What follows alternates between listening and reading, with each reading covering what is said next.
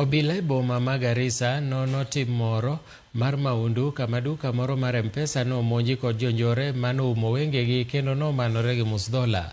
Maeri notimore kar ohala ma Dobare, kendo ja ohala no mar M-Pesa nowito omenda maromo siling $1,000,000 kendo weyo jo ohala mamoko kod buok.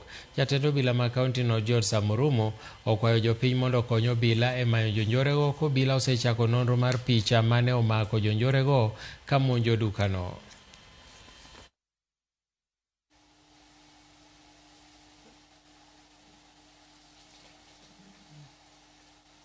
Kuna mwizi jana usiku ameingia hapa watu watano. Kuna bunduki. Ameingia duka ya Speed. Walikuwa mimi peke yangu, hiyo jamaa mwingine alikuwa ameenda kuchukua mafuta huko store. Ameniambia kaa chini. Akachukua pesa yote. Amechukua pesa mingi.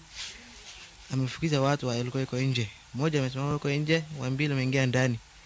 Mwingine amesimama huko kwa nje.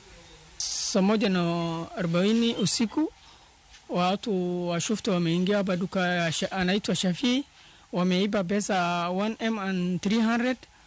Kuna kijana mwingine wanafanya kazi wameshika, wamelalisha chini, na pia mimi nimeingia kwa nini wamenishika, umenifuruta kwa nini umenifuruta.